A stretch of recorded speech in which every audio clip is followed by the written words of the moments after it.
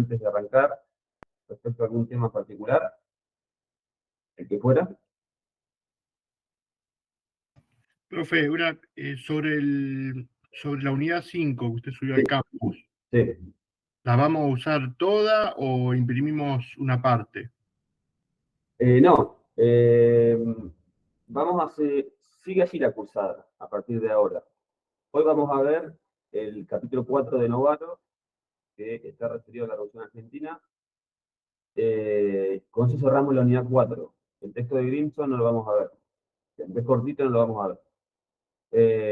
Y de la unidad 5 solamente vamos a ver el capítulo referido a los gobiernos de Cámpora y de Perón, capítulo 5 de Novaro, nada más. Así que si tienen que imprimir, solamente impriman ese capítulo, nada más. Perfecto, porque ahí después de Novaro hay unas par de páginas sobre la guerrilla en los 70, eso no. No, No, no, gracias. solamente vamos a ver el capítulo 5 de Novaro, de la unidad número 5 justamente, y ya cerramos la cursada. Por lo menos dictado de clases, quiero decir, ¿no? Después siguen el parcial, etc.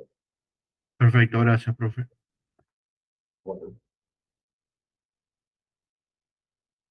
una consulta más, si no ya arrancamos. Bueno, Avanzamos. vamos entonces a estar arrancando. Me voy a poner a grabar.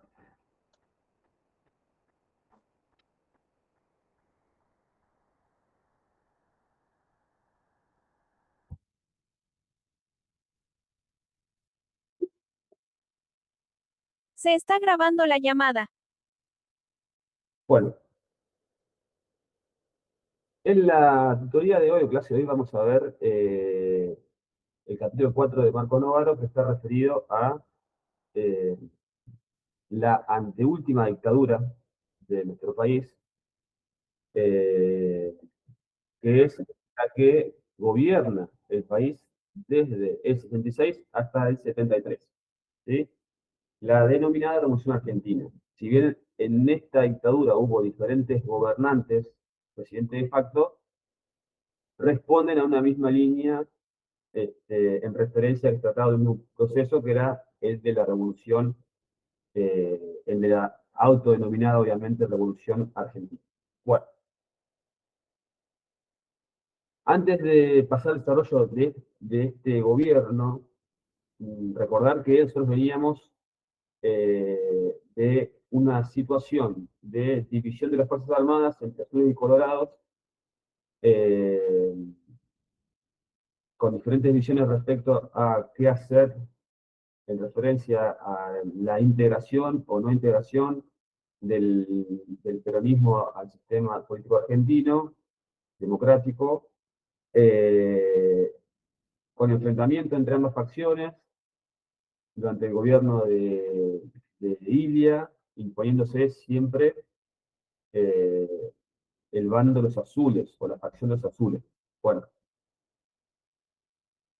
el gobierno de facto de la Revolución Argentina va a ser un gobierno de la facción de los azules. Cada uno de los dictadores que tuvimos en este periodo, tres en total, respondía a esa facción de las Fuerzas Armadas. Bueno, arranquemos entonces.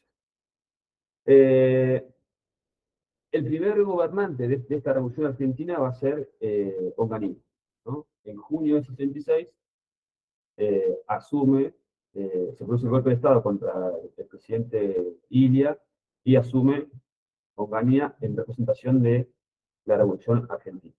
Bueno, vamos a ver en principio, en referencia a Onganía, cuál fue su estrategia. Bueno,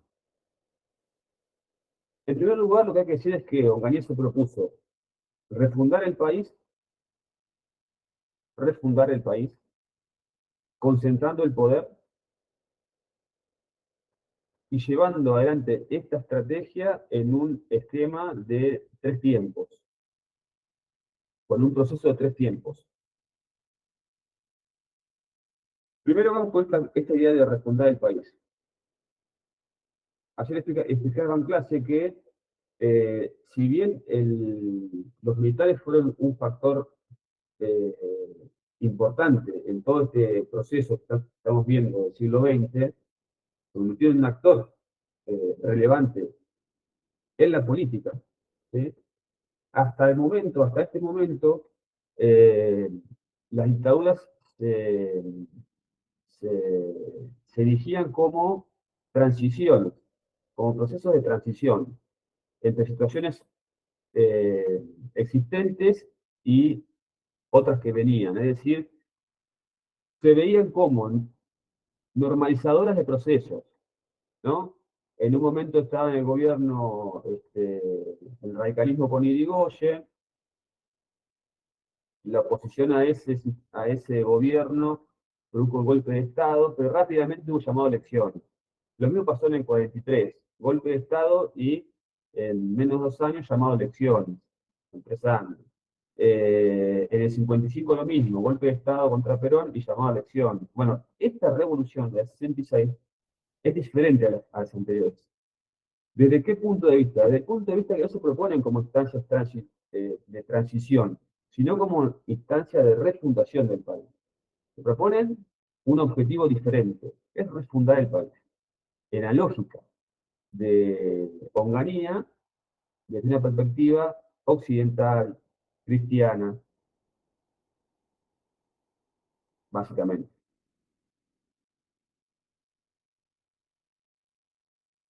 Como primera cuestión fundamental a tener en cuenta.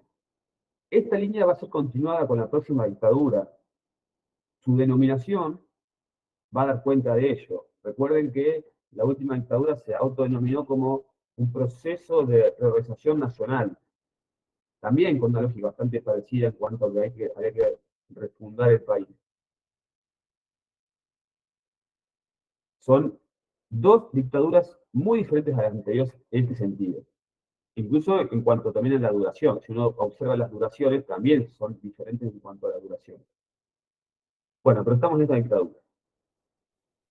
Decía que se proponía Onganía refundar el país con una lógica cristiana occidental, ¿no? Alineándose claramente en el polo occidental, en el marco de la Guerra Fría, y que planteaba que esta refundación se llevaría adelante mediante un proceso de 3 etapas. 3 etapas que serían sucesivas entre sí. 3 etapas que se iban a desarrollar en momentos diferentes, no al mismo tiempo, sino en momentos distintos. 3 tiempos, iba a decir Onganía. Un tiempo económico, un tiempo social, un tiempo político. ¿Sí? Esta revolución argentina iba a refundar el país en 3 tiempos. Un tiempo económico, en primer lugar. Culminado ese tiempo económico, se pasaría al tiempo social. Culminado ese tiempo social, se pasaría al tiempo político.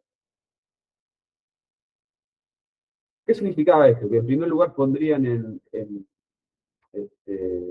objetivo el desarrollo económico, tiempo económico, ¿sí? El desarrollo, el crecimiento.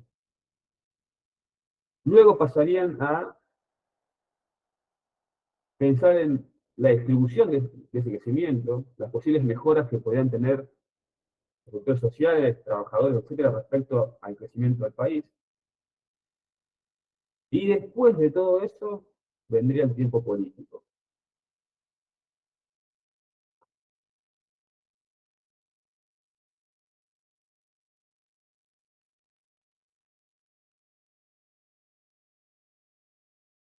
Esto quería decir que estamos en presencia de una dictadura de larga duración, evidentemente. De una dictadura cuyos plazos se prevían extensos. Esta idea se sintetiza muy bien con la frase que, que emite Onganía cuando asume el poder, que es que su revolución o su gobierno no tenía plazos sino objetivos. ¿No? Esta frase, nuestro gobierno, revolución, no tiene plazos, tiene objetivos, da cuenta de esta idea de permanencia en el poder, de que primero estaban los objetivos y después los plazos, es decir, que esta revolución podía estar décadas, si hacía falta para poder refundar el país en estos tres tiempos. Insisto, cambia esta perspectiva, cambia la perspectiva de que ya no son un factor normalizador las dictaduras, sino permanente.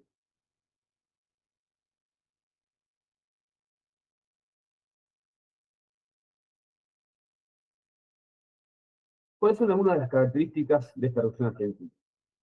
Bueno, además de esto que recién he mencionado, ¿no? Para llevar ante esta tarea, lo primero que se plantea Onganía es concentrar el poder. Es decir, la concentración del poder es una característica importante, central de esta dictadura. Indudablemente, Onganía contó con la mayor concentración del poder en este periodo que cualquier otro gobierno civil o democrático previo desde el 55 en adelante. ¿Sí? Es decir, en toda esta etapa nosotros estamos viendo como en la unidad número 4, ¿no? Que arranca del 55. Desde el 55 hasta esta fecha, ningún gobierno había concentrado tanto poder como el de Onganía hasta ese momento.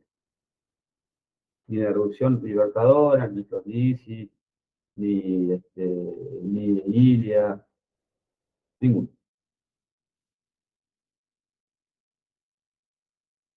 Esta concentración del poder obviamente se correspondía con los objetivos que tenía la Revolución Argentina, ¿no? Tamaña tarea solamente puede ser llevada adelante con un gobierno con un poder concentrado, fuerte. La Revolución Argentina dicta un decreto, que establece como norma, el denominado Estatuto de la Revolución Argentina, que era una, eh, una norma que tenía igual jerarquía que la Constitución Nacional. Es decir, esta revolución dicta un estatuto que se pone en igual jerarquía a la Constitución Nacional. Y establece lo siguiente, establece, primero, la clausura del Congreso,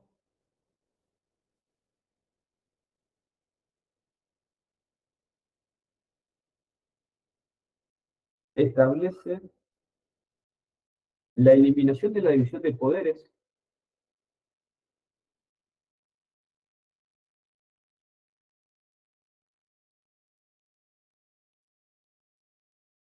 a partir de este momento, el presidente va a concentrar tanto el poder ejecutivo como el poder legislativo en sus manos.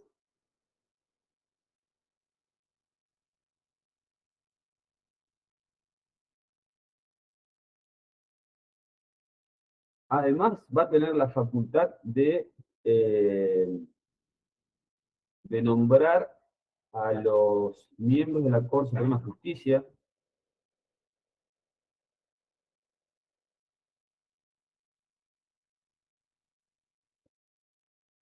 Además de eso, el presidente va a tener la facultad de nombrar gobernadores en las provincias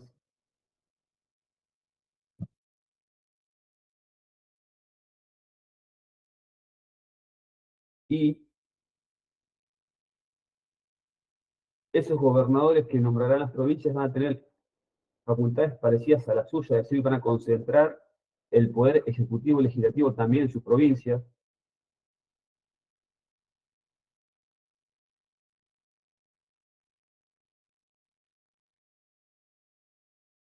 Y establece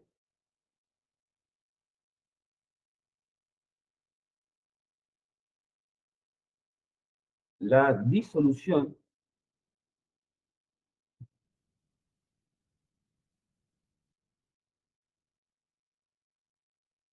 de todos los partidos políticos y la confiscación de sus bienes.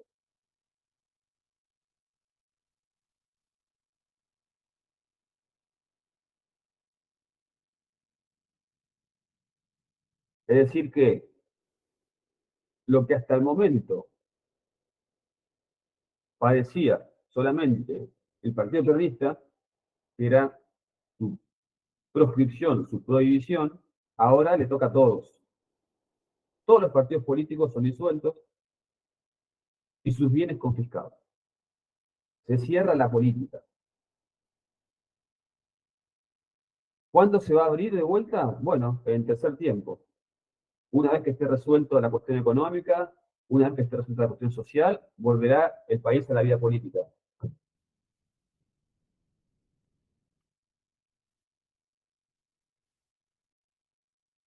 Bueno, además de esta concentración de poder,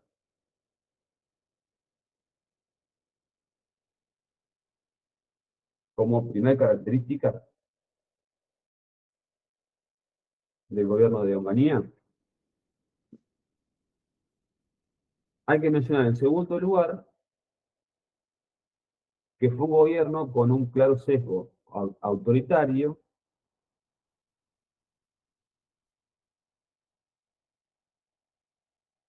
va a decir el texto, con oscurantismo cultural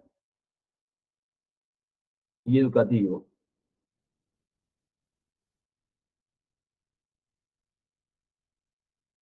Son características: sesgo autoritario con oscurantismo cultural y educativo.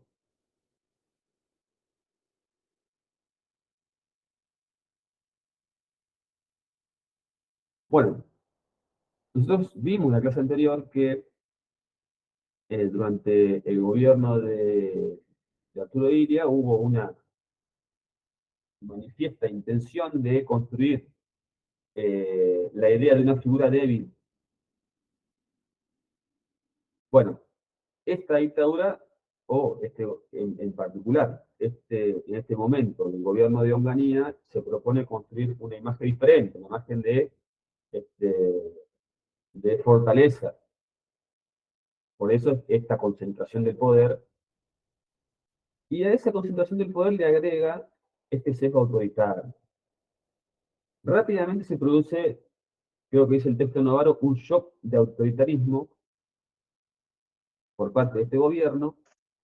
¿Y qué involucra eso? Bueno, involucra, en primer lugar, este estatuto que concentra el poder. En segundo lugar, se establece, se decreta también, que todas las emisoras de radio y televisión pasan a ser controladas por el gobierno. Y, además de esta intervención, se produce la designación en esos espacios de representantes de este gobierno con esta misma línea ideológica, ¿sí? Autoritaria, oscurantista, moralizadora, como vamos a ver ahora, etc. Se produce, además, una clara censura sobre la cultura, sobre el teatro, sobre el cine, sobre las publicaciones.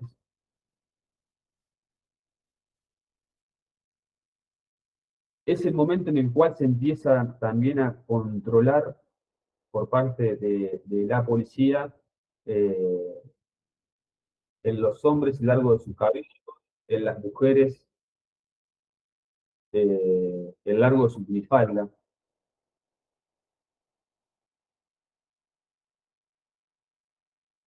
Y esto de verdad pasaba, ¿sí? Es decir, que realmente estaba facultada la policía para poder llevar adelante esta acción.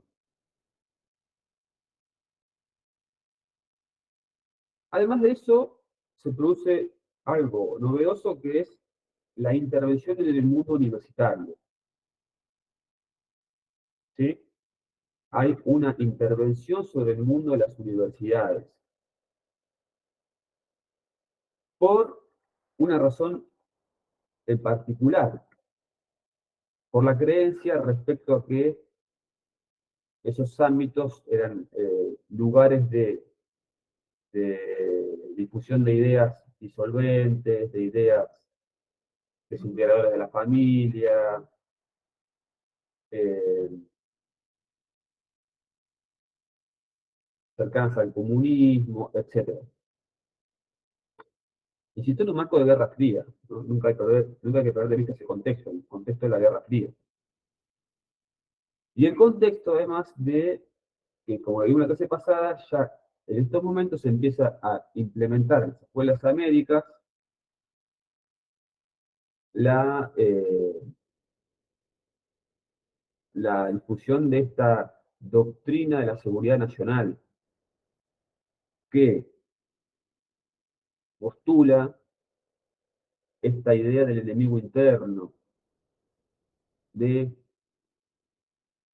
que las Fuerzas Armadas deben ser vigilantes del orden interno ante la posibilidad de que desde adentro se produzca la emergencia de un enemigo,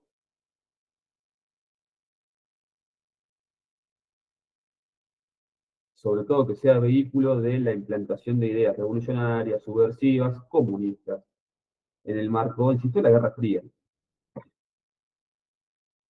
Bueno, y las universidades eran, en la visión de la dictadura, un espacio bastante proclive a ser difusor de eso.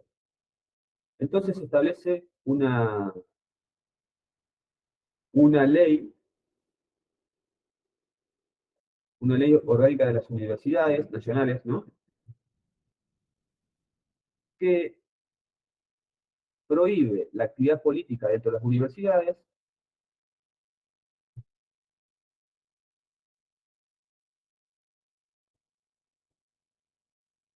y faculta al gobierno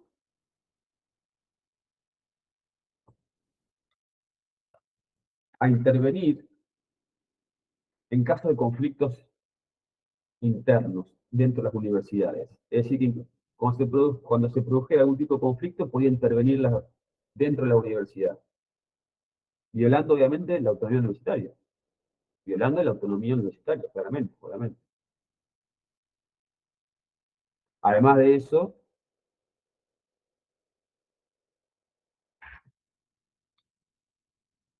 se interviene en las universidades, se designan rectores en esta misma línea política,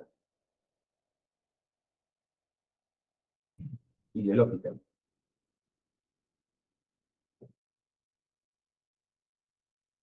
Obviamente que esto generó resistencia de parte del sistema universitario.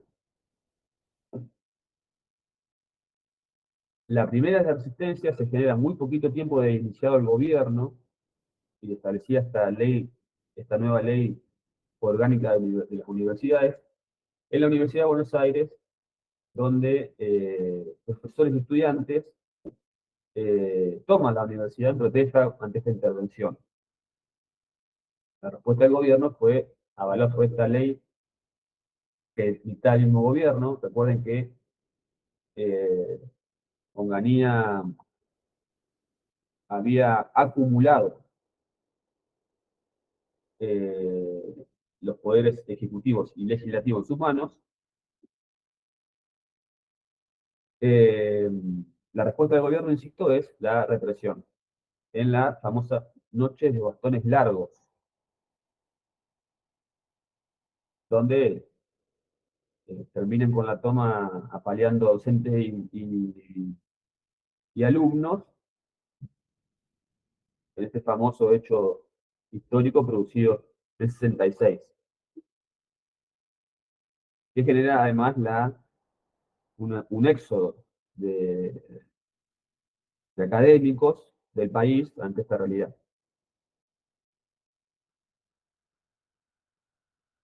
Lo importante, lo importante es tener en cuenta esto, que durante esta revolución argentina, pero particularmente durante el gobierno de Onganía, se va produciendo un cierre de los canales de expresión política con la disolución del Congreso, con la disolución de los partidos políticos,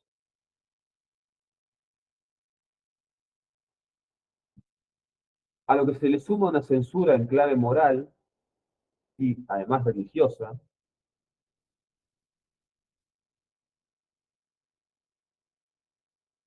y se pretende un consenso pasivo de parte de la sociedad, ¿no? La sociedad debería ponerse en un compás de espera y esperar. Primero, a que primero se lograra efectivizar el tiempo económico, después el tiempo social, después el tiempo político, y ahí en el tiempo político reactivar su papel participativo.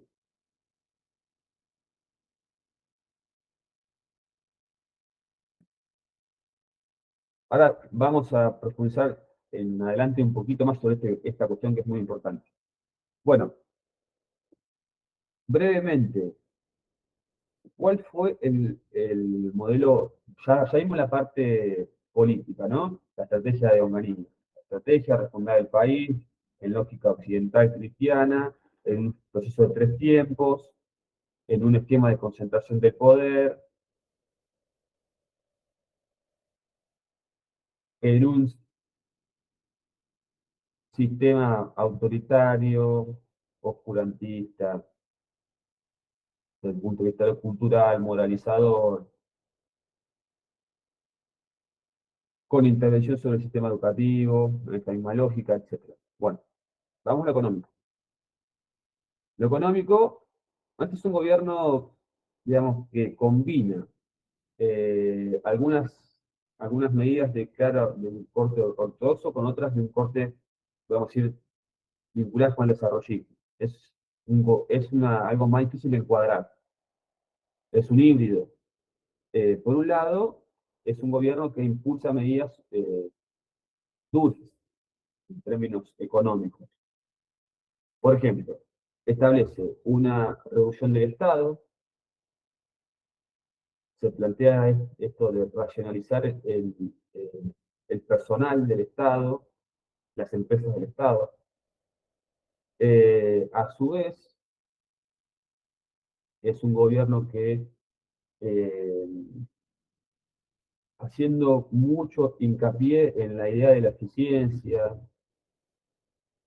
eh, plantea racionalizar o el recorte de algunas actividades económicas poco eficientes.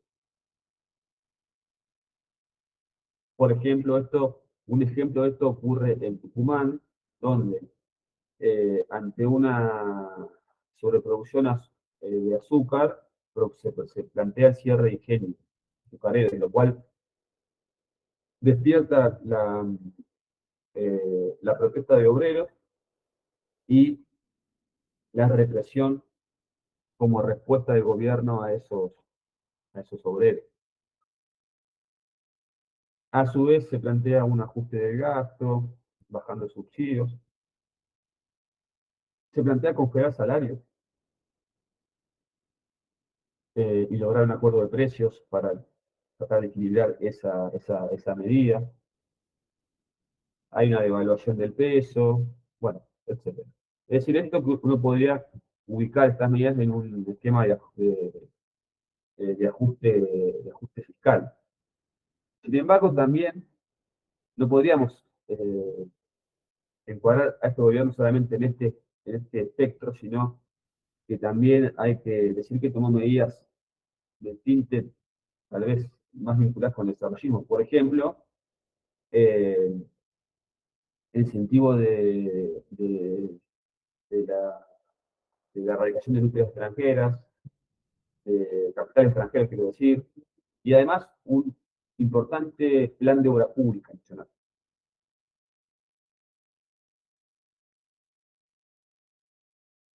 Pero lo importante a tener en cuenta es esto, que eh, este, este modelo económico, aun cuando genera el crecimiento en el país, en la postulación, ¿no? Quiero decir, se plantea que el crecimiento era una cosa, ¿no? Y la distribución de ese crecimiento era otra cosa. Es decir, para esta etapa, el objetivo era el crecimiento y no la distribución de ese crecimiento. Es decir, que los trabajadores difícilmente pudieran ver reflejado algún fruto de este proceso, porque había un congelamiento salarial y además un planteo de que la distribución llegaría en otro momento, en una segunda etapa. Pero además es importante tener en cuenta esto, que también había eh, una visión de este gobierno que combinaba el concepto de seguridad con el concepto de crecimiento de este punto de vista, el punto de vista de que un país que creciera en algún punto eh, generaba menos posibilidades de que eh, emergieran alternativas de izquierda o comunista. ¿Sí? Hay una visión respecto de que un país con crecimiento significaba a su vez menores posibilidades de inserción de estas alternativas que estaban empezando a surgir en el mundo, que estaban empezando a ser una realidad en el continente y que realmente representaban una preocupación para los militares, claramente.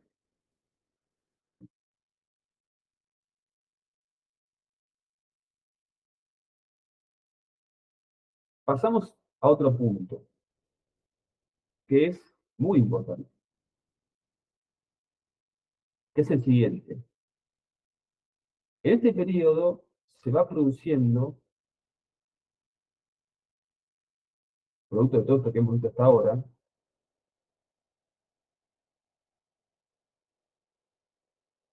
un fenómeno de desinstitucionalización del conflicto político. De desinstitucionalización del conflicto político. Es decir, el conflicto político, al ver cerrada o al ver cerrados los canales de expresión, de tramitación habituales y normales, esto es, los partidos políticos, las elecciones, el Congreso, etcétera, empieza a transitar por otros canales extrainstitucionales.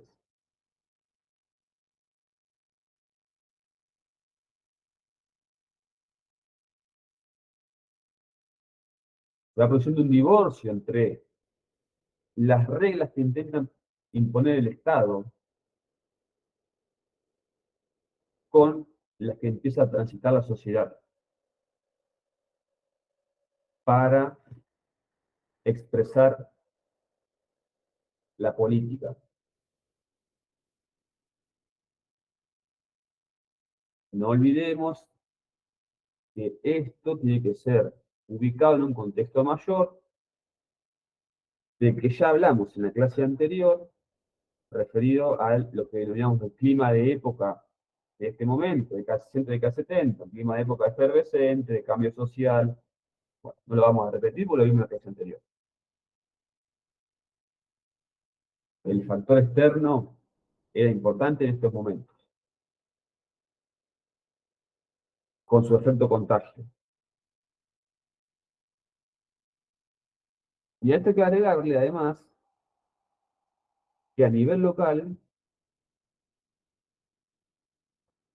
se empieza a producir eh, la radicalización de una parte del peronismo y de una parte del sindicalismo, que es lo que vamos a ver. Sobre todo el mundo sindical, que es el que nos vamos a tener un poquito más. En el caso del peronismo, bueno, en un primer momento, los dos principales actores del peronismo de este momento, es decir, Perón como conductor natural y Bandot como como la persona que estaba él en el país y encabezaba este denominado neoperonismo, al inicio del gobierno de Onganía ambos tienen una actitud bastante, bueno, en el caso de Bandor directamente va a la jura de Onganía, ¿no? En un claro gesto de apoyo. De apoyo y además de intentar ser el interlocutor de los trabajadores con el gobierno, ¿no? Demostrarse en ese papel. En el caso de Perón, cuando se produce el golpe del 66, dice una frase eh,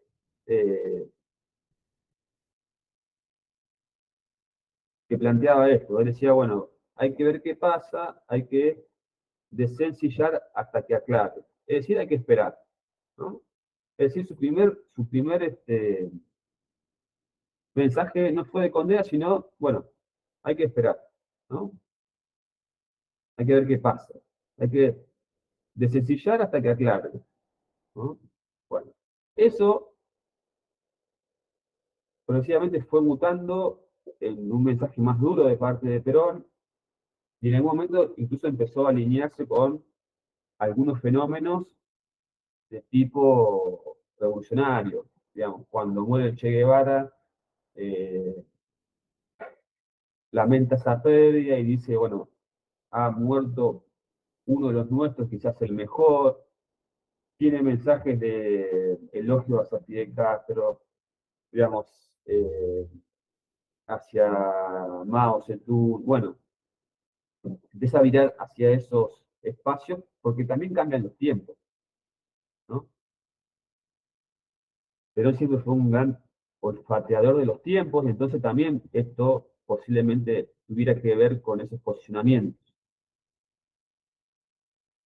Y a su vez, empieza a haber un acercamiento progresivo de sectores del peronismo hacia la idea de izquierda y hacia los movimientos, hacia las experiencias revolucionarias. En el 68, por ejemplo, todavía no llegamos ahí, pero sí sucede en el 68, eh, son descubiertas en, en Tacorralo, Tucumán, o es descubierto en Tacorralo, Tucumán, un lugar de entrenamiento guerrillero de las Fuerzas Armadas Peronistas, de la FARC, ¿no?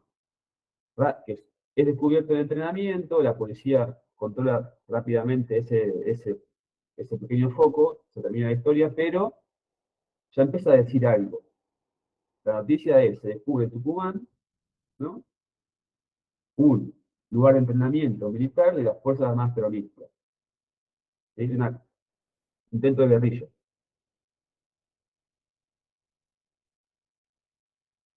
Pero lo central va a transcurrir en estos momentos en el mundo de los sindicatos. En el mundo de los sindicatos se empieza a producir una transformación.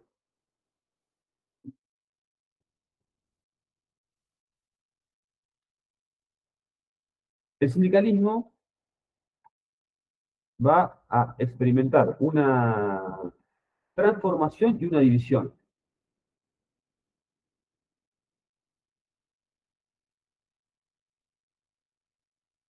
En primer lugar, hay que hacer referencia a un actor importante de estos tiempos, que es Bandor. Bueno, Bandor, eh, como conductor además de la CGT nacional. Como dije anteriormente, se plantea en una posición de diálogo con respecto a Onganía, ¿no? De colaboración, de participación.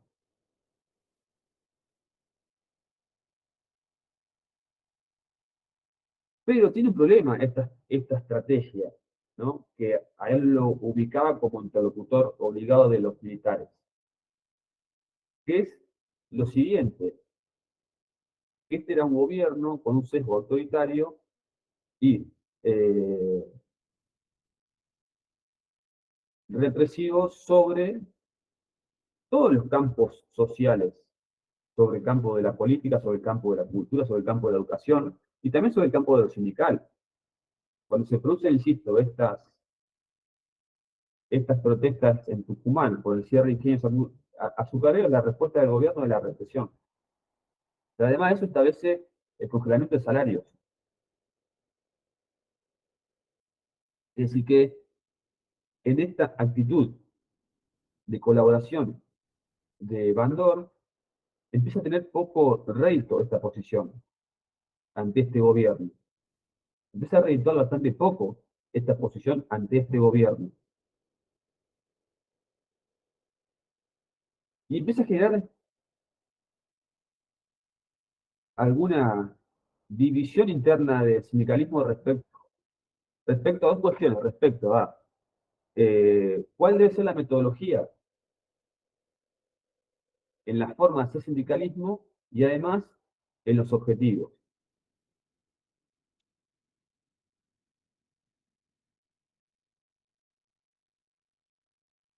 Se va perfilando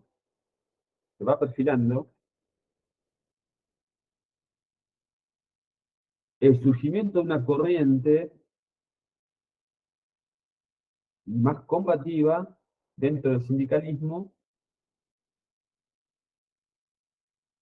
en oposición a esta corriente colaborativa o participacionista, representada por Bandor.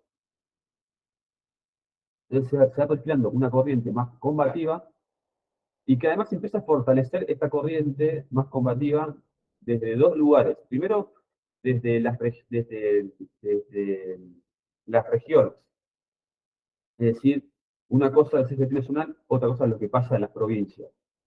Y segundo, se empieza a producir además un fenómeno de fortalecimiento de algunos referentes sindicales por actividad, por sector.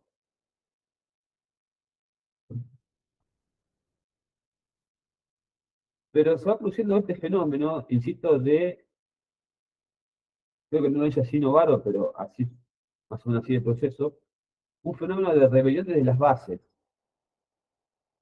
contra las dirigencias que empiezan a ser catalogadas como ortodoxas colaboracionistas, particularmente a CGT, ya sea por Bandor.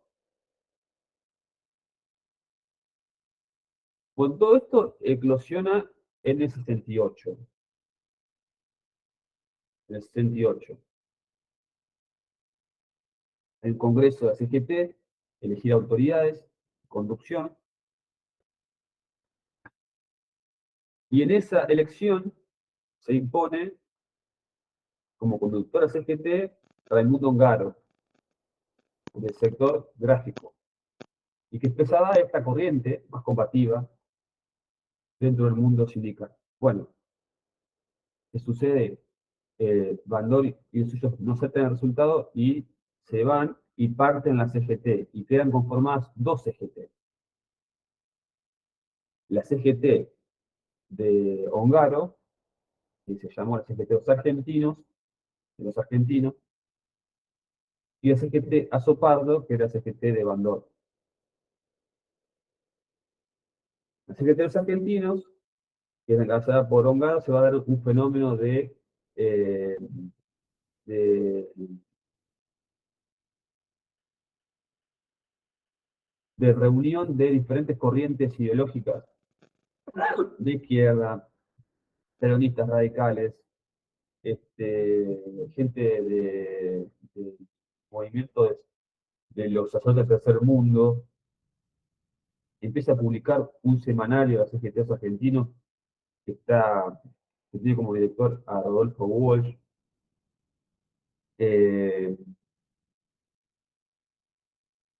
Ya empieza a hablar este semanario de la patria socialista, es decir, que una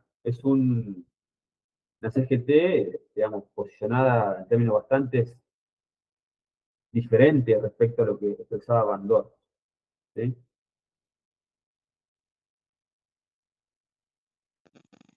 Y todo esto va a converger esto es 68, todo esto va a converger todo esto que hemos hablado, en un fenómeno político de impresionantes dimensiones, como fue el Cordobazo, que ocurre en el 69. Ocurre en el 69. Bueno, sin ningún tipo de dudas, el Cordobazo fue el acontecimiento político o la revuelta popular más grande de nuestro país en la segunda mitad del siglo XX, sin ningún tipo de lugar a dudas. Vamos a ver por qué ahora. Pero sería un error analizarlo en términos aislados. Por el contrario, fue parte de un fenómeno más grande, de un fenómeno de puebladas más grande que se produce en estos tiempos, que la literatura, ¿no?, engloba en el ciclo de los asos, el cordobazo, el rosariazo, el tucumanazo, el viborazo, todos fenómenos de revueltas populares en estos tiempos, en estos breves tiempos, 68, 69, 70, que son expresión de un claro descontento hacia el gobierno de Onganía y también son eh, expresión de la, del pase a una nueva etapa en la historia argentina caracterizada por la radicalización política y la violencia política. ¿No? Estos son los, es- esta es la puerta de entrada a este nuevo fenómeno, digamos, la luz que anuncia el pasaje a una etapa nueva en el país. Digamos, son como los indicadores de algo nuevo que venía. Es diferente a esto, pero que va en línea con esto. El cordobazo, aunque se produce en el 69, inaugura la década del 70, en esta faceta de radicalidad política. Y fue un punto de inflexión para la dictadura, porque marcó el inicio del declive de la dictadura de Onganía.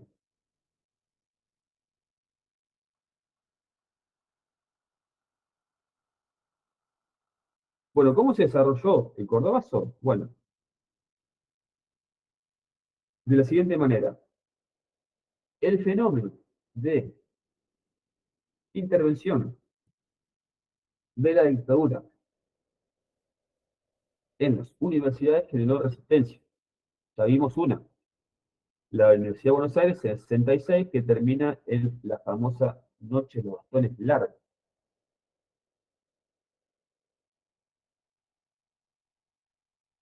Pero va a generar resistencia durante todo este periodo. En una de esas acciones de protesta eh, por este fenómeno de intervención de las universidades se produce la muerte de un estudiante en eh, la Universidad del Nordeste. Esto genera una movilización estudiantil en todo el país en repudio a esta muerte. Se produce en Rosario el denominado Rosariazo, que es un momento de expresión de protesta por este fenómeno, y se produce otra muerte en ese hecho.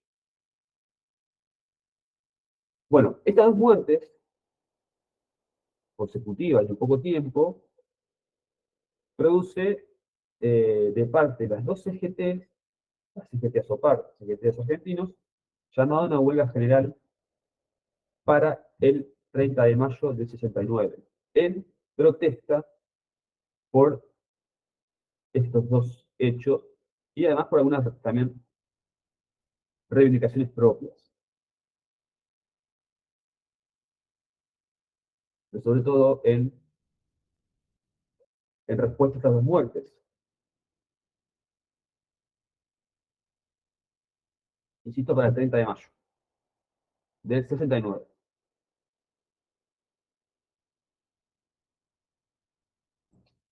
La CGT Córdoba decreta 2 días de huelga general, además del 30, el 29 de mayo. Bueno, ¿y qué sucede el 29 de mayo? Bueno, sucede en Córdoba. 29 de mayo, los trabajadores con los estudiantes y con una parte importante de la sociedad cordobesa, literalmente toman la ciudad de Córdoba, se producen enfrentamientos con la policía, se apoderan de algo así como 150 cuadras de la ciudad, de la cual toman el control. Es tal la dimensión de este fenómeno de rebelión que la policía se debe retirar de la ciudad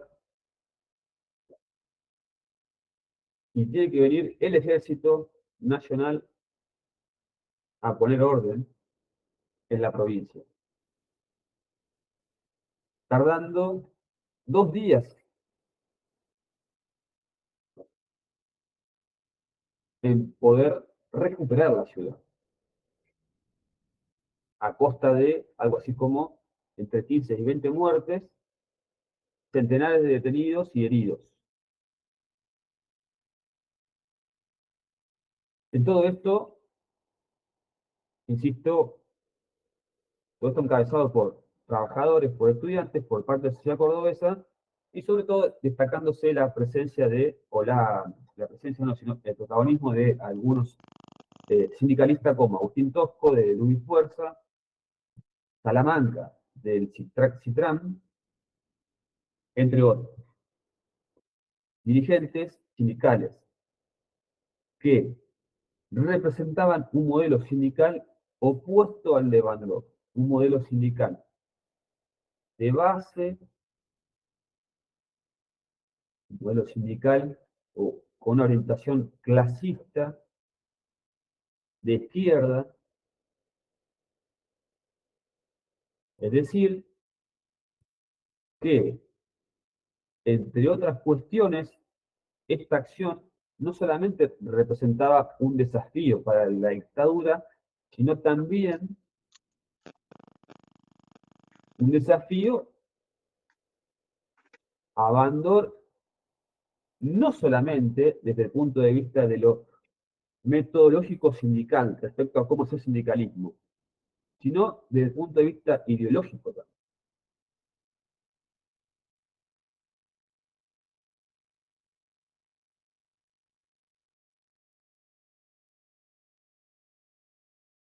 Lo interesante es que el cordobazo, bueno, primero que fue, insisto, el inicio del declive de Onganía que iba a caer un año después. Bien, vamos a ver por qué. Bueno, obviamente demostraba que este rol pasivo que pretendía el gobierno de Onganía respecto a la sociedad no existía, obviamente. También expresaba que el cierre de los canales institucionales de expresión política encontraba otros cauces extrainstitucionales de expresión política, como este, por ejemplo, y lo interesante es que fue percibido este fenómeno de manera diferente de derecha a izquierda. ¿Por qué? Porque, ¿cómo interpretó la dictadura este fenómeno, este acontecimiento? Bueno, lo interpretó como la confirmación de la idea del enemigo interno, como la confirmación de la doctrina de la seguridad nacional difundida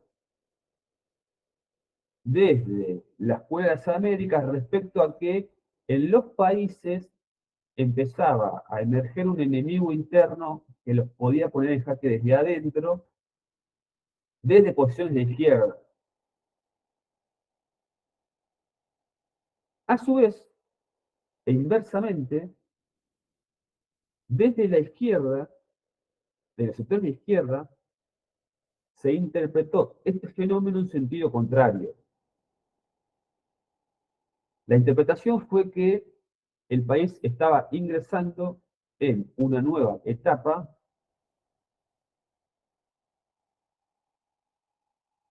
pre-revolucionaria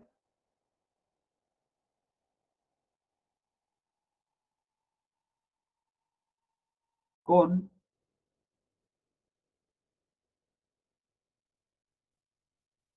los estudiantes y trabajadores como vanguardia de este fenómeno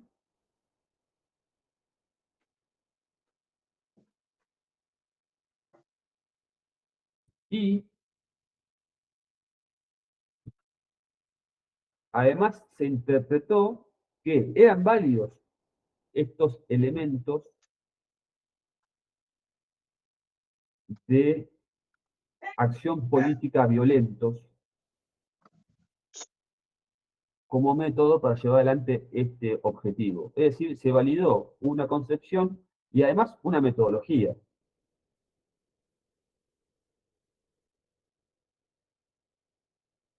Bueno, estas dos visiones diferentes de Cordobazo en un punto van a explicar comportamientos posteriores, tanto de las Fuerzas Armadas como de los sectores de izquierda en el país.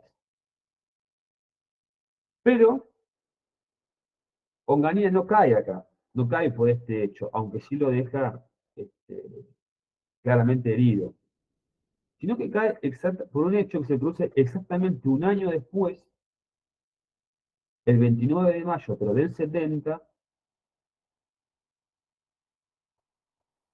que fue el secuestro y posterior muerte de Aramburu, expresidente de facto de nuestro país durante la Revolución Libertadora. Bueno, la Revolución Libertadora tenía dos líneas internas con visiones diferentes respecto al peronismo. La primera línea interna es la que se impone en un principio, que es la de Leonardi, ni vencedores ni vencidos, rápidamente desplazado por Aramburu, con una línea mucho más dura respecto al peronismo. Es el que dicta el decreto 4161, que prohíbe cualquier expresión referida al peronismo. Es el que eh, también durante su gobierno se producen los fusilamientos de José León Suárez, el secuestro del cadáver de Eva Perón, etc. Digamos, representaba el ala más antiperonista de ese gobierno. Bueno, el 29 de mayo del 70 se produce el secuestro de Aramburu. ¿Por parte de quién? Por parte de una organización que hasta ese momento no se conocía, que eran Montoneros.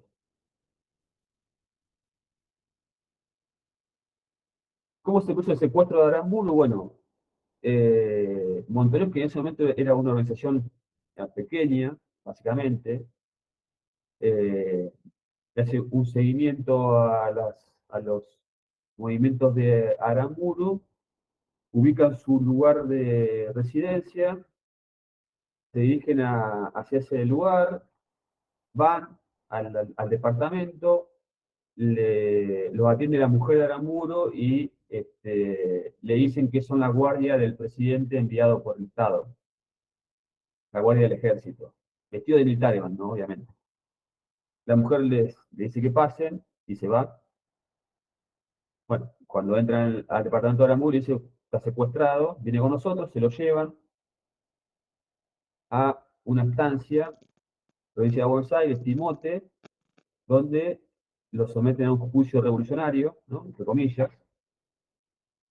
y le adjudican los cargos de los fusilamientos de José León Suárez, el secuestro del cadáver de Eva Perón, y lo fusilan. Lo fusilan.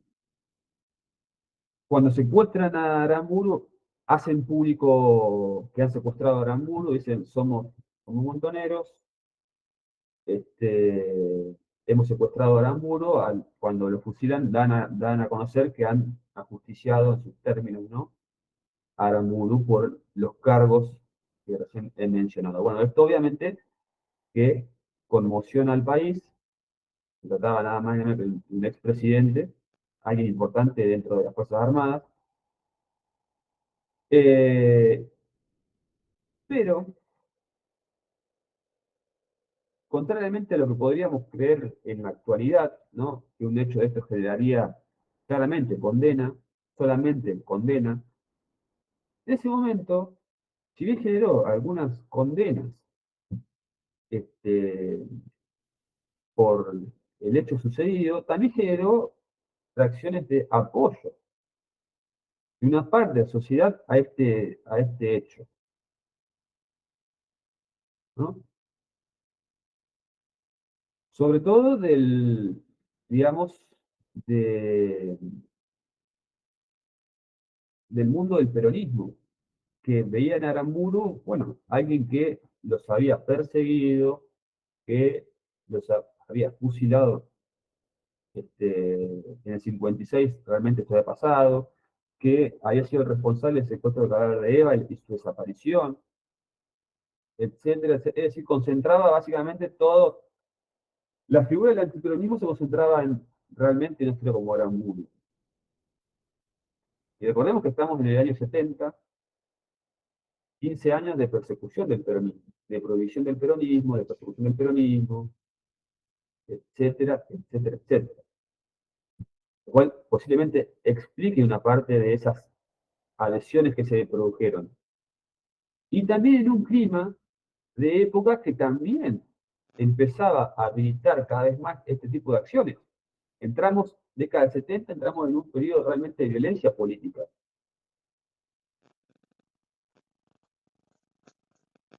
Aún más, esto ocurrió en junio del 70, después del secuestro del 29 de mayo. En el 69 se había producido el asesinato de Bandor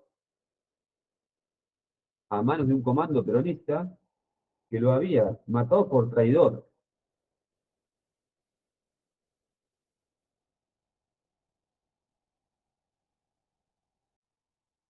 Se produce después de esto el asesinato de otro sindicalista, Alonso, que también participaba de este esquema colaboracionista o participacionista del peronismo. Es decir, que hay un fenómeno de radicalización política que tiene en este hecho puntual del 70 un, un claro ejemplo, pero que arranca antes. Por eso decimos que el cordobazo inaugura en la década del 70.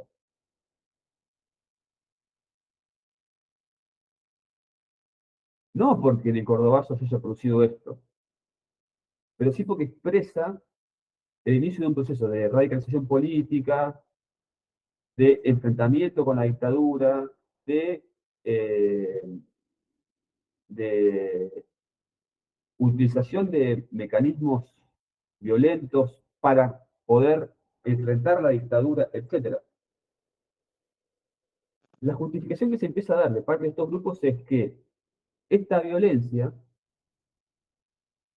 desde abajo, es la respuesta a la violencia desde arriba. Se empieza a dar este fundamento respecto a que la violencia que se expresa desde abajo es la respuesta a la violencia que se expresa desde arriba desde hace mucho tiempo.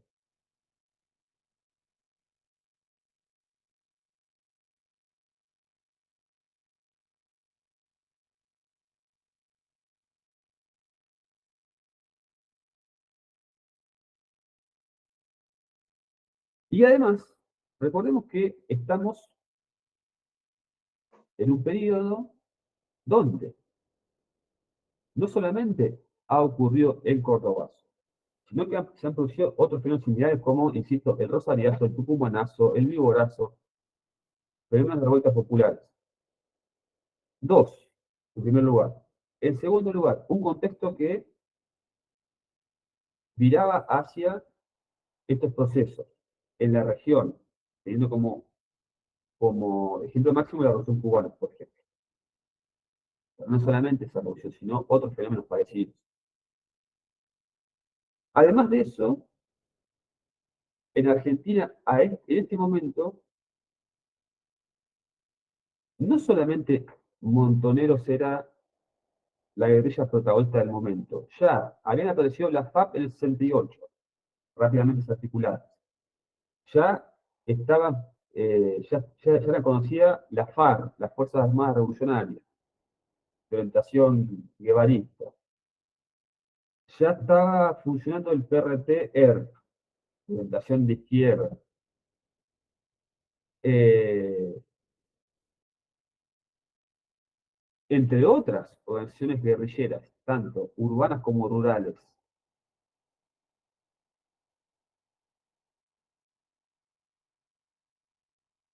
Lo cierto es que el Cordobazo es el golpe que deja Grogui a Onganía, el secuestro y la muerte de Aramburu es lo que lo pone en knockout, y a los pocos días de conocerse el asesinato de Aramburu, es reemplazado.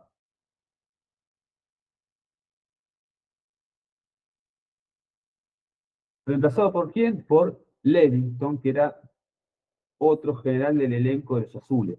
No vamos a ver el gobierno de Levington, dura 8 meses, sino vamos a ver el que le sigue después, que es el de Lanuse. Levington va de 70 hasta 71, desde junio hasta marzo, 71, 8 meses está, y después asume la presidencia el hombre fuerte de la Revolución Argentina, que era el general Lanuse. Y acá sale una nueva etapa dentro de la Revolución Argentina, que es la que vamos a ver ahora y que va a cerrar esta revolución. Bueno, Lanuse asume el 71, es decir, ya se había producido el Córdoba, ya se había producido el surgimiento de Montonero, ya se había producido el senato de Aramburu, ya estaban en plena actividad otras guerrillas, etc. ¿Cuál es la estrategia de Lanuse? ¿Cuál es la estrategia de Lanuse? Repito, la estrategia de Lanuse es la apertura política. Es decir, si Onganía había establecido el cierre de la política, Lanuse con este escenario plantea que es momento de la apertura política. ¿Por qué? Bueno, porque se había demostrado claramente que después de 5 años, de 66 hasta el 71, el cierre de los canales políticos había producido una explosión por el costado, evidentemente.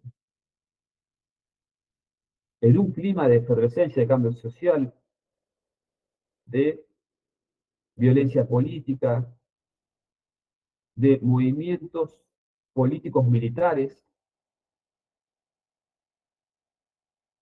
guerrilleros, etc. Entonces Lanuse plantea que es el momento de la apertura política, del fin de las prohibiciones políticas, y desde un inicio plantea su intención de convocar a elecciones, sin ningún tipo de prohibiciones o restricciones.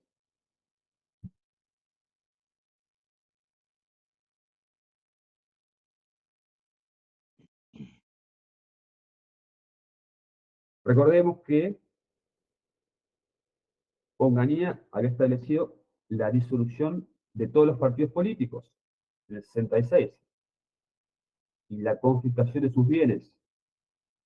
Es decir, lo que desde el 55 en adelante había aparecido solamente el peronismo, ahora le tocaba a todos los partidos políticos, con Onganía. Bueno, Lanuse, después de todo esto, lo que plantea es es un momento de apertura política, es el momento de llamar a elecciones sin ningún tipo de restricción. Anuncia que va a levantar la veda política, que va a anunciar un programa electoral, y que le restituye, perdón, a los partidos sus bienes confiscados. ¿Por qué? ¿Por qué asume esta estrategia la LUCE? Bueno, porque, insisto, el clima de efervescencia política del país era impresionante, porque el país había entrado en una etapa de radicalización política, de violencia política. Se, se le iba de las manos este fenómeno a los militares. Y, y esta fue una dictadura que si bien tuvo, eh, tuvo muertes, tuvo persecución, fue autoritaria, se producen fenómenos como el que vamos a ver ahora, que son los funcionamientos de Trelew, etc.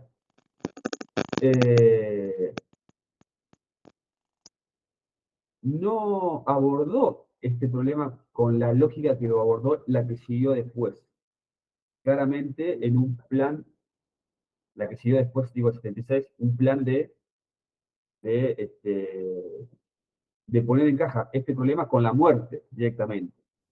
Con la muerte, el secuestro, la tortura, la desaparición, con los métodos más brutales. No vamos a decir que esta dictadura era blanda, pero sí vamos a decir que no abordó este problema de la misma forma que lo abordó la dictadura del 76, por varias razones. Primero porque en este momento esto era un problema, pero no tiene las dimensiones del 76. El 76 todavía era más, esta escena era todavía más compleja y más voluminosa, por decirlo de alguna forma. Segundo, porque esta dictadura, en este específico momento del gobierno de Anuncia, se propuso la apertura política con el objetivo de retomar una especie de normalidad, pero además aislar la política del fenómeno guerrillero. El objetivo central de llamar elecciones era poder aislar a la política de la guerrilla. Empezar a darle cauce a la expresión política a través de los partidos políticos, aislando a ellos de guiar una parte de la población del fenómeno de simpatía que pudiera llegar a causarle las guerrillas del país. Ese es el objetivo del anuncio. La apertura política y el aislamiento de la guerrilla.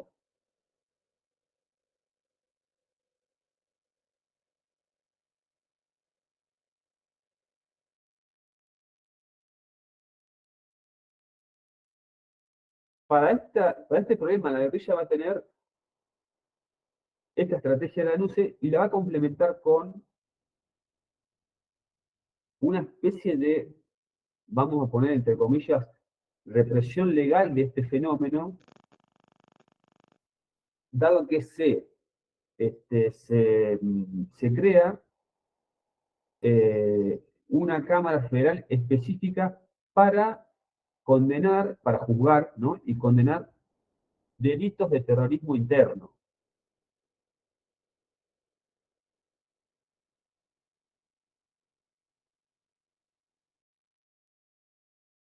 Es decir, se crea un mecanismo específico para juzgar estos delitos de terrorismo interno. Y esto empieza a ser efectivo, este mecanismo de juzgamiento de acciones de la guerrilla. Y efectivamente empiezan a producirse detenciones, juzgamientos y encarcelamientos de líderes guerrilleros. La pregunta era, ¿qué hacer con esos líderes guerrilleros que empezaban a ser apresados y además encarcelados.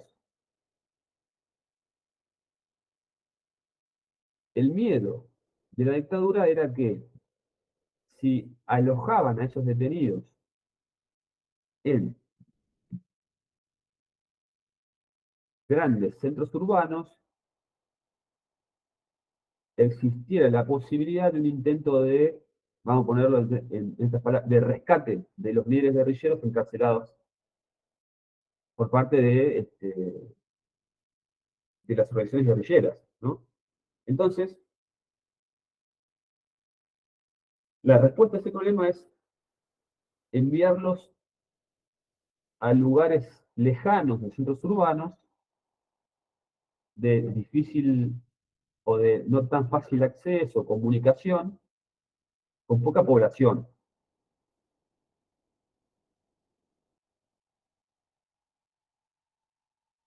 Esto produce que la cárcel de Rawson se convierta en un lugar de concentración de los líderes guerrilleros más importantes del país, detenidos, ¿no?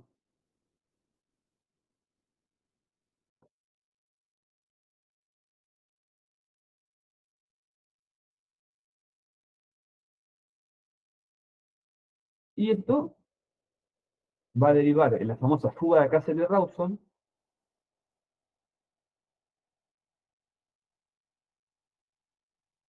el 15 de agosto de 72, eh, se planea una fuga de adentro para afuera, no de afuera para adentro, copan la cárcel,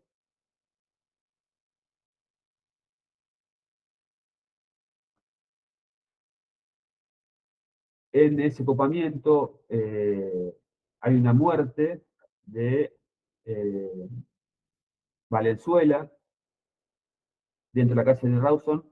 En un momento detectan que hay un copamiento, hay un enfrentamiento y muere un guardia cárcel.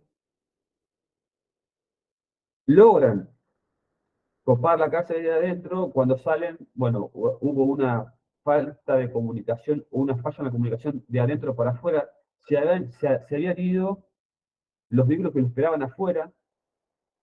En consecuencia, cuando salen de la cárcel se encuentran con que no tienen vehículos para escaparse. Los que estaban afuera esperándolo confundieron una señal desde adentro, se fueron. Entonces se encontraron con que no había vehículos para escaparse. Le salió a la perfección el plan interno, que era el más difícil, y cuando abrieron la puerta de la cárcel, se dieron cuenta que no había nadie afuera esperándolos para escaparse. Bueno, salvo un auto, que es lo que se escapan, la cúpula guerrillera. El resto se escapa en remises, taxis de Rawson, pero llegan tarde al aeropuerto, ya había despegado el primer vuelo hacia Chile. Cuando llegan al aeropuerto de Trelew, ya estaban las autoridades tomando el control del aeropuerto, entregan el segundo lote de 19 guerrilleros, con la promesa de que van a volver a la cárcel de Rawson. Esa promesa se incumple, en lugar de llevarlo a la cárcel de Rawson, lo llevan a la base,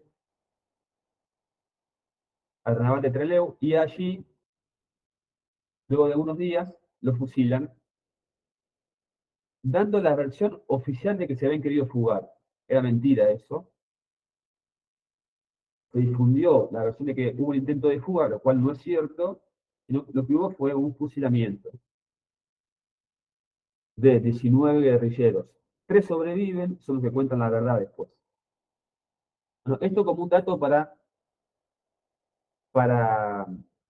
dejar en claro que si bien esta dictadura se propuso aislar a la guerrilla y tratar de tener un comportamiento de represión legal con esta Cámara Federal que lo encarcela, bueno, también tuvo elementos como este, ¿no? De represión claramente ilegal.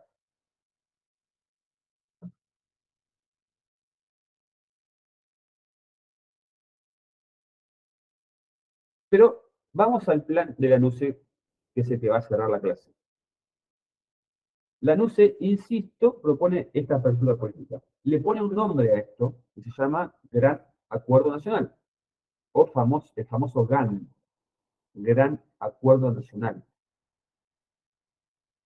El objetivo de la NUCE era crear este Gran Acuerdo Nacional que generara un espacio de diálogo con las fuerzas políticas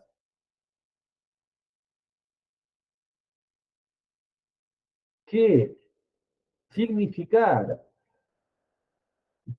un reestablecimiento de la democracia con una salida más o menos decorosa de esta dictadura, ¿no? Una especie de, digamos, de salida controlada, por decirlo de alguna forma.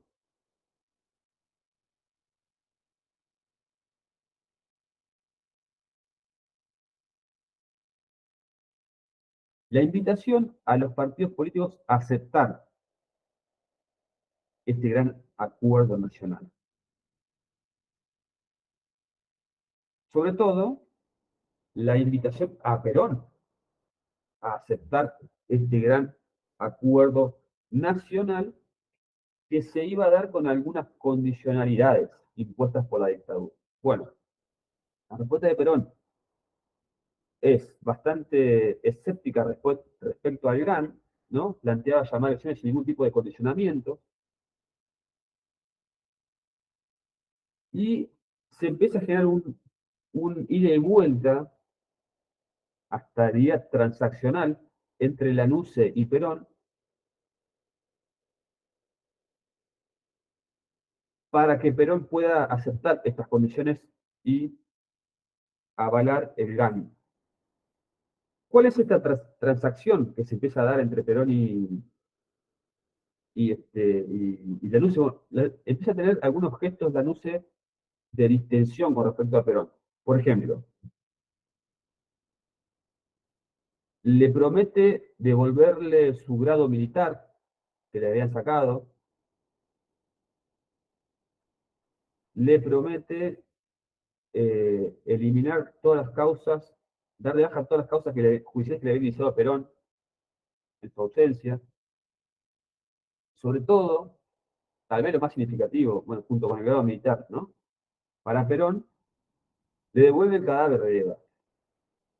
Le devuelve el cadáver de Eva, que había sido secuestrado por militares, se lo devuelve a Perón como un gesto de apertura. Poné la pava todavía. Se descubre que el cadáver ha estado enterrado en Italia y acuerdan con Perón y le entregan el cadáver de Eva a Perón. Las cosas de tu pieza. Lo cierto es que Lanús avanza hacia la convocatoria de elecciones y le pone fecha. Ahí. 11 de marzo de 73. 11 de marzo de 73, llamado a elecciones. Con un doble objetivo, convocar a elecciones, o vamos a decir triple objetivo, convocar a elecciones, apertura política, aislar a la guerrilla, y además de eso, en la convocatoria se refleja un interés más de la NUCE. El interés de evitar que ganara el peronismo. Es decir, en el dictado de las reglas electorales que establece la dictadura para llamar a elecciones el 11 de marzo del 73, se nota la clara intencionalidad de evitar que el peronismo volviera al poder mediante elecciones. Es decir, ¿se va a permitir que el peronismo participe? Sí. Ahora, vamos a poner todas las reglas que podamos para evitar que ese triunfo se produzca. Esto nos remite al texto que está en la unidad número 2, referido a las reformas electorales, que establece que quien fija las reglas electorales fija condiciones en su beneficio o con su pretendido beneficio.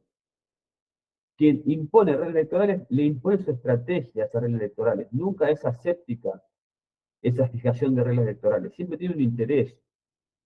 Que después eso se produzca es otra cosa. Pero siempre conllevan un interés. Bueno, el interés de Lanús era evitar que el peronismo ganara las elecciones del 73. ¿Y cómo trata de que esto pase? O que esto no pase. Bueno, esto se puede observar claramente en dos reglas que impone Lanús en el llamado a elecciones.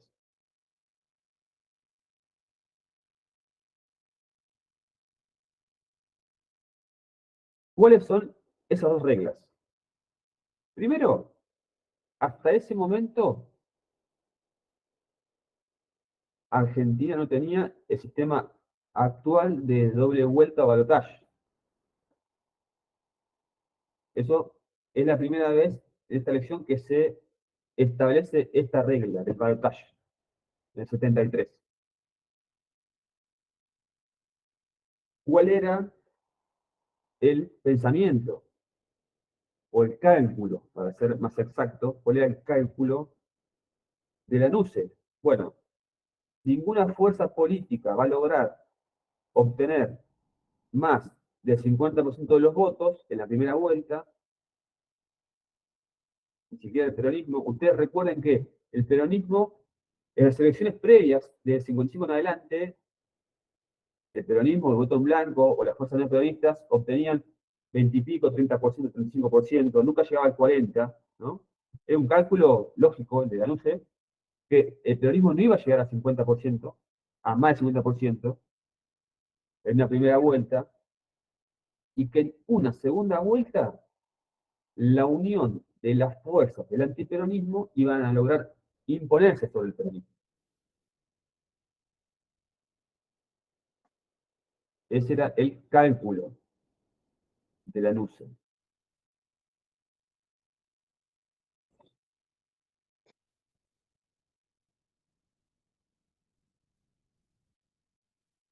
El segundo elemento eh, que demuestra esta intención de la NUCE de tratar de evitar que el peronismo volviera al poder a través de elecciones fue el de manipular la regla de la residencia.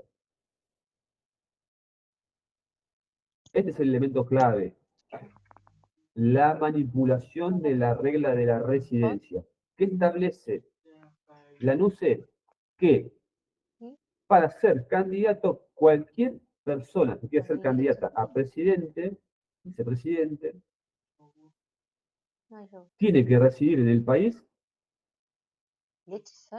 con fecha límite 25 o 29, ahora, 25 de agosto de 72. ¿Sí?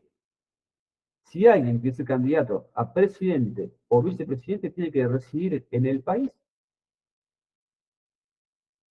Fecha límite 25 de agosto de 72. Después de eso, si alguien quiere ser candidato y reside en el país, después de esa fecha no puede ser candidato. Es decir, le pone a Perón un límite para la vuelta. Si Perón no vuelve antes de esa fecha, no puede ser candidato.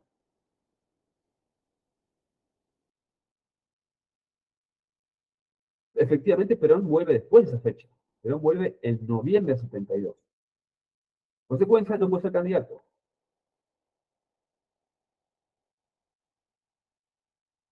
Lo que impide que Perón sea candidato es esta regla de la residencia que le impone la NUCE. Perón se ve obligado a elegir un candidato en su nombre. Elige Cámpora como su candidato para las elecciones del 11 de marzo de 73. La fórmula Cámpora Solano Lima.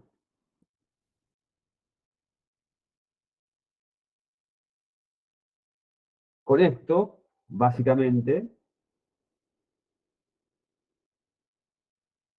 de alguna forma acepta esta regla, pero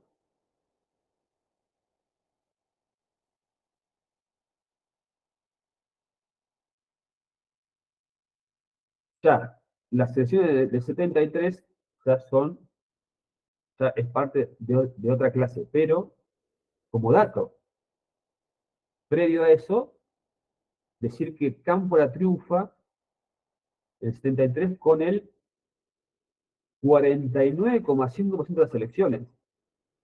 Es decir, que el cálculo de Lanusse no era equivocado.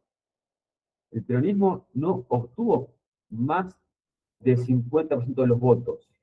Pero el segundo quedó tan lejos de Cámpora que decidió bajarse de la segunda vuelta. No hubo segunda vuelta porque se bajó el segundo. Y en consecuencia se proclamó la fórmula de Cámpora, Solano Lima. Pero el planteo de términos de cálculo electoral de Lanusse no era equivocado. Al contrario, estaba bastante acertado. Era tanta la diferencia que se ha impuesto entre Cámpora y el segundo, que el segundo decide no ir a balotaje y se impone la fórmula Cámpora-Solano Lima, con el eslogan Cámpora al gobierno, Perón al poder, como símbolo de que Cámpora era el delegado de Perón y que votar a Cámpora era votar por Perón. Bueno, eso abre ya una nueva etapa, que es la que vamos a ver en la próxima clase. Vamos a ver el gobierno de Cámpora, breve, brevísimo, y el tercer gobierno de Perón, 74-76. Y con eso cerramos. ¿Sí? Así que, bueno, estamos. ¿Alguna consulta? Hola, me quedó ahí cuando hablaste del modelo económico, dijiste que era híbrido entre liberal y desarrollista. Claro. Tenía componentes liberales y algunos desarrollistas.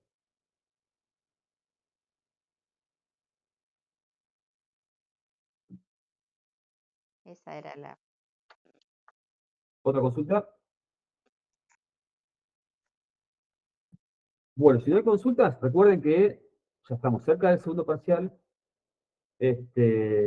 Así que, bueno, la recomendación para que puedan al pasar estas clases virtuales, leer el texto y ya estar pensando en lo que, en el parcial que viene próximamente, que es breve, ya yo le diría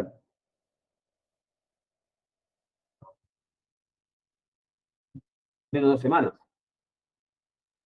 Así que, Profe, ¿tiene la misma modalidad que la anterior? sí señora, van a ser 2 preguntas, 5 puntos cada una, donde vamos a ver este periodo de la unidad 4 más esta gobierno de campo de Perón. Gracias.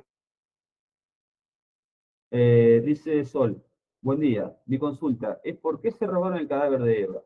Me quedé con eso, lo que dice, me quedé pensando en eso. Bueno, el robo, primero, a ver, un dato que uno a veces lo pasa por alto, pero que es importante para entender esto. Cuando muere Eva es, o sea, la palabra, cuando se conserva el cadáver, es Embalsamado. bueno, embalsamado, exactamente. Cuando muere Eva, su cadáver es embalsamado, por lo cual se conserva. Tal vez si el cadáver de Eva no hubiera sido embalsamado, bueno, digamos, hubiera sido otra historia. Pero el cadáver de Eva fue embalsamado, por lo cual Eva seguía estando presente de alguna forma. Produció el golpe de Estado del 55, Perón se encontraba fuera del país. Quedaba Eva en el país, su cadáver. Y existía el temor de los militares de que se transformara en una especie de, de símbolo que empezara a reunir a los peronistas, ese cadáver, ¿no? Estando en el país se transformaba en un peligro desde este punto de vista, de que podía ser un lugar de reunión de los peronistas, digamos, de que desde ahí empezara a surgir algo Y además tengan en cuenta esto, estamos en proceso de una dictadura de 55, 56, 57, claramente antiperonista, que prohibía todo, desde decir las palabras Perón, Eva Perón, tener fotos, es decir que, digamos, todo símbolo peronista debía ser erradicado de nuestro país para esta dictadura, sobre todo para la de Aramburu, no tanto para la de Lonardi. Y se decide el secuestro del cadáver de Eva. Ante este miedo de un símbolo peronista tan fuerte como el de Perón, tal vez más fuerte, ojo que para algunos peronistas la figura de Eva es más fuerte que la de Perón, desde el punto de vista de la pureza de lo que representa. Eva muere joven, muere, muere sin haber entrado en tantas contradicciones como entró Perón después, ¿no? Perón tenía otro rol después, tenía que ser un mediador entre sectores, dar mensajes para acá y para allá, quedar bien con este sector y con el otro. Eva representaba lo opuesto, eso representaba, digamos, la figura de la convicción, de la dirigente que se quema en la política, se quema, quiero decir, en el sentido de que da la vida por eso, que hasta el último aliento lo entrega, sin contradicciones, dura, ideológica, bueno, totalmente diferente, complementaria en mi visión a la figura de Perón, no diferente. Sin embargo, empezó a producirse esta distinción en algunos sectores respecto a que iba a representar una fuerza mayor. Bueno, era un elemento de peligro, claramente, para la dictadura. Y se decide su secuestro. Pero además del secuestro se decide no solamente el secuestro del cadáver, sino su vejación. Digamos, después se demuestra que fue golpeado, bueno, sometido a las peores cosas. Digamos. Se dice que fue violado, bueno, digamos, las peores cosas. Después hay una novela de eso, de Tomás Indoy Martínez, que es Santa Evita, que ficcionaliza, digamos, el periplo del cadáver de Eva con elementos verdaderos. Con elementos verdaderos. Ahora se transformó en serie, que creo que la protagoniza Natalia Oreiro, que es una buena serie. Y a tal nivel llega esta locura que deciden sacarlo del país, al cadáver. Después de trasladarlo por diferentes lugares, deciden sacarlo del país. Y lo entierran con una tumba anónima en Italia.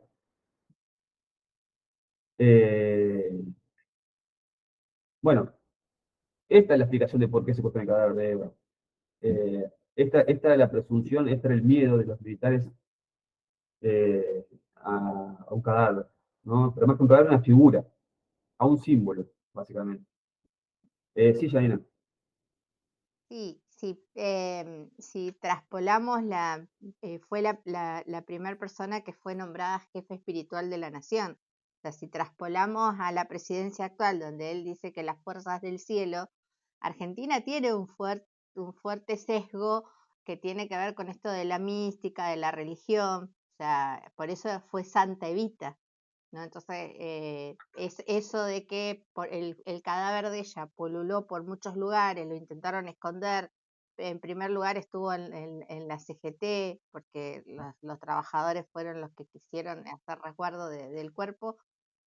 Nada, un montón de cosas que tenía que ver con eso. Había réplicas en cera, había un montón de cosas que hasta no había una marca que en el cuerpo real que la distinguía de las copias, había un montón de cosas, pero hubo dentro de los militares mismos mucha persecución respecto a esa situación, dentro de las mismas fuerzas inclusive, que tenían que ver con esto del misticismo.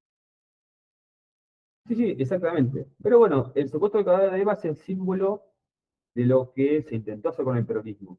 Realmente fue el símbolo de lo que un sector de la sociedad, de los militares, de la política, pensaba respecto a lo que pasó con el peronismo. Realmente fue un símbolo de eso. Fue el símbolo de los sectores dentro de las Fuerzas Armadas. Y también del radicalismo que pensaban que lo que había hecho con el peronismo era erradicarlo como fenómeno. Erradicarlo.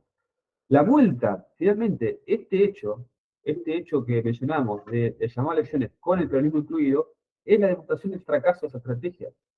Pero pasaron 20 años, casi, desde el golpe de Estado 55 hasta el 73.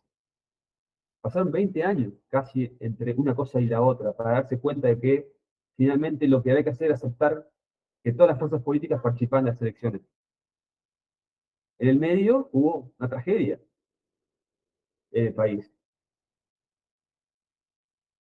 En este momento, la luz entiende que el mal menor es que Perón vuelva. Es que el mal menor es que Perón vuelva. De que alguien intente poner orden en este caos que se estaba desatando en el país.